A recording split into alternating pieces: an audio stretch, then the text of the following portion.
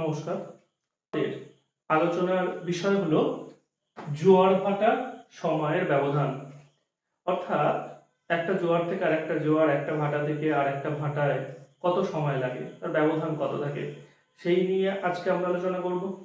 আমাদের আগের ভিডিওগুলোতে জোয়ার ভাটা সম্বন্ধে আরো বিস্তারিত আলোচনা সেখানে রয়েছে জোয়ার ভাটা সৃষ্টির কারণ, মুখ্য জোয়ার, গৌণ জোয়ার কিভাবে সৃষ্টি হয়, ভরা কোটাল, মরা কোটাল বা সৌর জোয়ার, চন্দ্র জোয়ার কি, তার সাথে সাথে সিজিবি অবস্থান, সেখানে অমাবস্যা পূর্ণিমা কিভাবে সৃষ্টি হয়, সেই সময় কি জোয়ার হয়, সেই বিষয় সম্বন্ধে বিস্তারিত আলোচনা আমাদের আগের ভিডিওগুলোতে হয়েছে। তোমরা যদি সেগুলো দেখে না থাকো তো সেগুলো দেখে নিতে পারো। আজকে আমাদের আলোচনার যে বিষয়টা সেটা হচ্ছে যে জোয়ার ভাটার সময়ের ব্যবধান। জোয়ার ভাটার সময়ের ব্যবধান মানে আমরা জানি যে পৃথিবীর যে অংশ চাঁদের সামনে আসছে সেই অংশেই হচ্ছে জোয়ার, এবং তার বিপরীত অংশে অর্থাৎ প্রতিপাদ অংশে সেখানেও হচ্ছে জোয়ার। চাঁদের সামনে যেই অংশটা থাকছে পৃথিবীর সেটা হচ্ছে মুখ্য জোয়ার, এবং তার প্রতিপাদ অংশে, তার বিপরীত অংশে যে স্থানটা থাকছে সেখানে হচ্ছে গৌণ জোয়ার। এবার পৃথিবী যখন ঘুরছে, পৃথিবীর প্রত্যেকটা স্থান একবার করে প্রতিদিন চাঁদের সামনে আসে। অর্থাৎ 24 ঘন্টায় পৃথিবী এক পাক ঘোরে। আমরা যদি সহজ সময়ের মধ্যে ধরে নিই, কারণ একদিনের সময় হচ্ছে 23 ঘন্টা 56 মিনিট 4 সেকেন্ড, সেটাকে আমরা 24 ঘন্টা ধরে নিই। তাহলে এই যে 24 ঘন্টায় একদিন পৃথিবী ঘুরছে, পৃথিবীর প্রতিটা স্থান একবার করে চাঁদের সামনে আসছে, সেই কারণে পৃথিবীর প্রতিটা স্থানে একবার করে চাঁদের সামনে আসার কারণে, চাঁদের সামনে আসার ফলে একবার মুখ্য জোয়ার, এবং প্রতিটা স্থান একবার করে যেদিকে চাঁদের সামনে আসছে ঠিক তার বিপরীত স্থানেও যাচ্ছে, তার ফলে তখন হচ্ছে গৌণ জোয়ার। সেই কারণে পৃথিবীর প্রতিটা স্থানে একবার করে মুখ্য জোয়ার, একবার করে গৌণ জোয়ার হয়। একইভাবে প্রতিটা স্থান দুবার করে ভাটারও সৃষ্টি হচ্ছে। আমরা যদি সহজভাবে বিষয়টা বুঝতে চাই তাহলে আমরা গ্লোবের একটা সাহায্য নিতে পারি। আচ্ছা, এই যে গ্লোব দেখা যাচ্ছে, আমরা ধরে নিলাম এইদিকে রয়েছে চাঁদ, এখানে পৃথিবী, পৃথিবী এক পাক ঘুরছে। এই যে পৃথিবী এক পাক ঘুরতে সময় লাগছে কত না 23 ঘন্টা 56 মিনিট 4 সেকেন্ড, বা আমাদের আলোচনার সুবিধার্থে ধরে নিচ্ছি 24 ঘন্টা। তাহলে আমরা ধরে নিলাম যে এই স্থানটা পৃথিবীর এই স্থানটা চাঁদের সামনে আছে। তাহলে এই স্থানে আমার এখন থেকে দিনের শুরু আমি ধরে নিলাম। এই দিনের শুরুতে এখানে একবার চাঁদের সামনে এলো, এই স্থানটা জোয়ারের সৃষ্টি হলো। চাঁদের সামনে এখানে কি জোয়ার হচ্ছে না মুখ্য জোয়ার। ঠিক একইভাবে এটা একবার পুরোটা এরকম ঘুরে আসতে কত সময় লাগে, আবার এখানে ফিরে চলে এলো, কত সময় লাগে না 24 ঘন্টা। এবার এইটাই যখন অর্ধেকটা ঘুরছে, এখন আছে এখানে এই অংশ, ঠিক চাঁদের যে অংশ পৃথিবীর যে অংশ চাঁদের দিকে রয়েছে তার ঠিক বিপরীত অংশে এই স্থানটা রয়েছে। তাহলে অর্ধেকটা ঘুরলো, এই যে এখানে ছিল, ওই দিক দিয়ে ঘুরে অর্ধেকটা এলো, কত সময় লাগলো না 12 ঘন্টা। তাহলে এখানে যখন চাঁদের সামনে একবার মুখ্য জোয়ার হচ্ছে এই স্থানটায়, ঠিক 12 ঘন্টা পরে ওই স্থানটায় আবার চাঁদের বিপরীত দিকে রয়েছে, অর্থাৎ আগে যেখানটায় ছিল তার ঠিক প্রতিপাদ স্থানে পৃথিবীর এই স্থানটা রয়েছে। তাহলে এটা চাঁদের বিপরীত স্থানে রয়েছে, সেই জন্যে এখানে এখন হচ্ছে গৌণ জোয়ার। তাহলে একবার কোনো স্থানে মুখ্য জোয়ার হলে তারপরে আবার ওই স্থানে যখন জোয়ার হবে অর্থাৎ গৌণ জোয়ার হবে কতক্ষণ পর, 12 ঘন্টা পর। তারপরে আবার 12 ঘন্টা পরে আবার এখানে এসে পৌঁছাবে, অর্থাৎ এই অর্ধেকটা ঘুরতে পারো, আবার অর্ধেকটা ঘুরে আবার এই স্থানটা চাঁদের সামনে এলো, সময় লাগছে আরো 12 ঘন্টা, 12 12 24 ঘন্টা, মানে একদিন শেষ হয়ে গেল।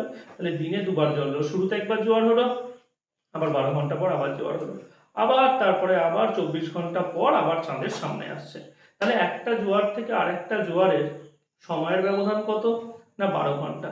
বা যদি আমরা বলি একটা মুখ্য জোয়ার, এখানে মুখ্য জোয়ার হলো, একটা মুখ্য জোয়ার থেকে একটা গৌণ জোয়ারের ব্যবধান কত না 12 ঘন্টা।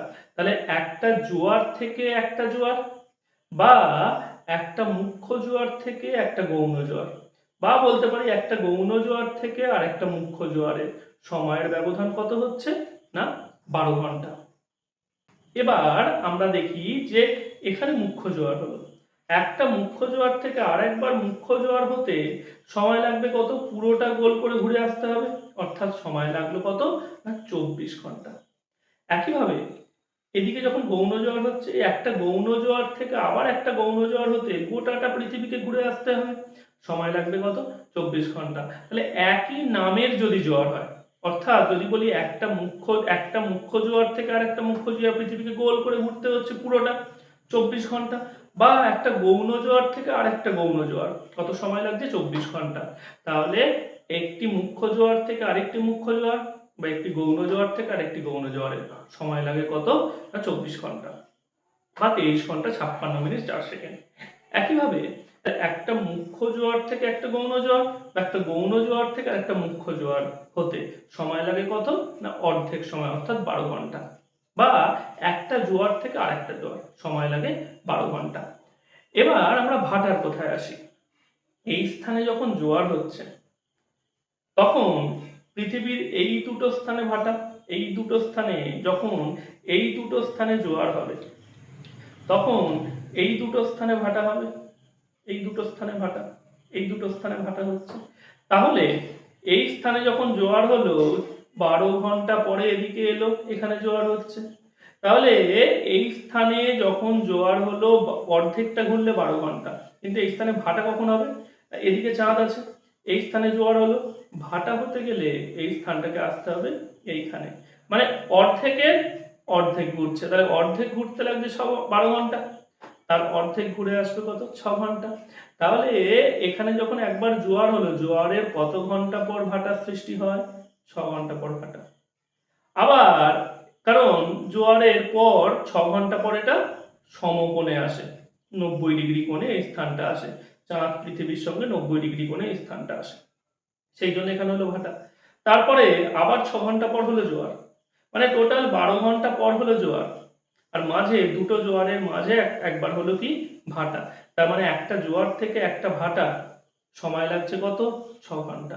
ঠিক একইভাবে আবার এইখানে যখন এই স্থানটা এইখানে আসছে, এই স্থানটা, তখন এই স্থানটা এখানে এলো, তখন আবার এখানে ভাটা হচ্ছে, আবার যখন এখানে চলে এলো আবার জোয়ার। তার মানে জোয়ারের 6 ঘন্টা পর ভাটা, ভাটার 6 ঘন্টা পর জোয়ার, আবার জোয়ারের 6 ঘন্টা পর হচ্ছে ভাটা। তাহলে একটা ভাটা থেকে, এখানে এখন ভাটা হচ্ছে, একটা ভাটা থেকে আরেকটা ভাটা 12 ঘন্টা, একটা ভাটা থেকে আরেকটা ভাটা 12 ঘন্টা, কিন্তু একটা জোয়ার থেকে আরেকটা ভাটা 6 ঘন্টা সময় লাগে। কেমন? তাহলে একটি জোয়ার থেকে আরেকটি জোয়ার 12 ঘন্টা সময় লাগে, একটি মুখ্য জোয়ার থেকে একটি গৌণ জোয়ার বা একটি গৌণ জোয়ার থেকে একটি মুখ্য জোয়ার 12 ঘন্টা সময় লাগে।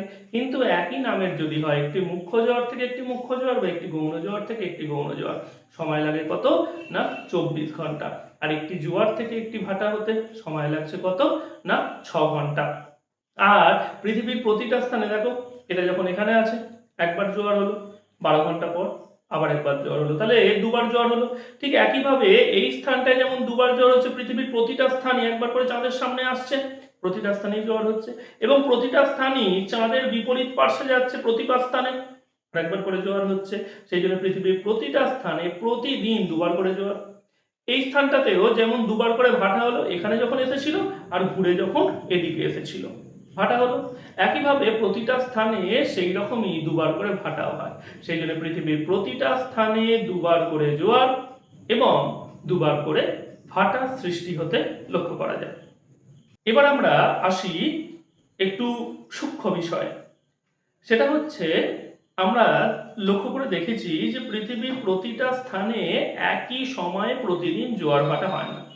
অর্থাৎ আজ যদি আমরা দীঘা বা পুরীতে বেড়াতে গিয়ে দেখি যে সকাল 10টার সময় জোয়ার হয়েছে, কালকে সকাল 10টার সময় গিয়ে কিন্তু আমরা জোয়ার দেখতে পাবো না।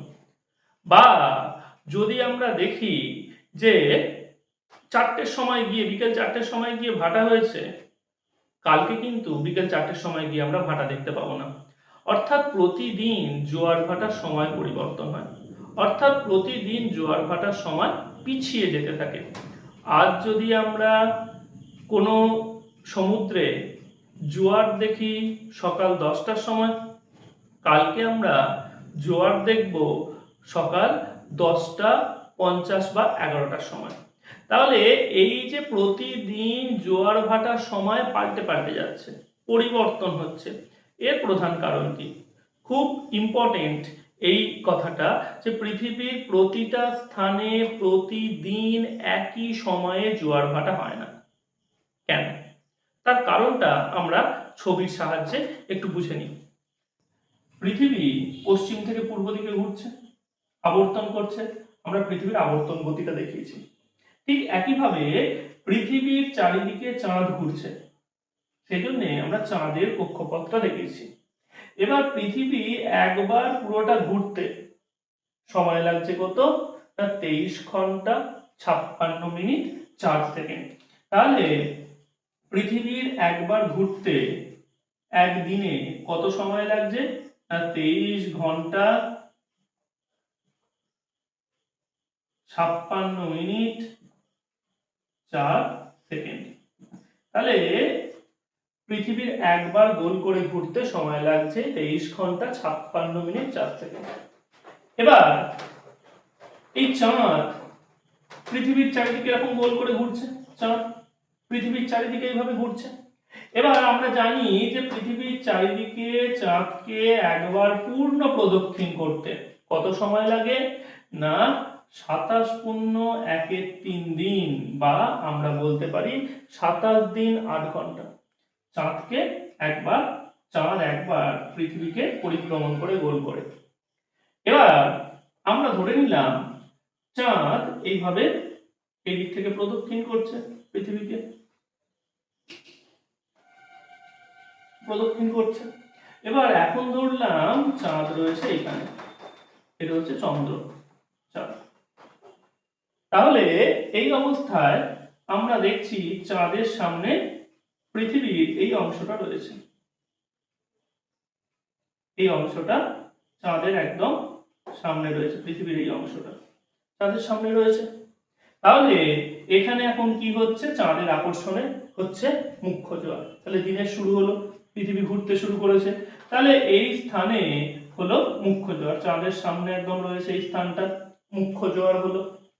এই স্থানটা এবার ঘুরছে, এই স্থানটা ঘুরছে ঘুরছে ঘুরছে ঘুরছে, ঘুরে ঘুরে ঠিক চাঁদের এই স্থানটায়, এখানটায় মুখ্য জোয়ার হয়েছিল, ঠিক তার প্রতিভা স্থান এইখানটায় এলো, অর্ধেকটা ঘুরলো। এইখানে যখন এলো তখন কত সময় লাগলো? পৃথিবী অর্ধেকটা ঘুরেছে, অর্থাৎ সময় লাগলো প্রায় 12 ঘন্টা। প্রায় 12 ঘন্টা বলছি, তার কারণ হচ্ছে আমি 23 ঘন্টা 56 মিনিট 4 সেকেন্ড না ধরে আমরা 24 ঘন্টা ধরেছি, সেই জন্য বললাম প্রায় 12 ঘন্টা, অর্ধেকটা ঘুরলো। তারপরে আবার ঘুরছে, ঘুরে ঘুরে ঘুরে ঘুরে ঘুরে ঘুরে যখন আবার এখানে এলো 23 ঘন্টা 56 মিনিট 4 সেকেন্ড পর।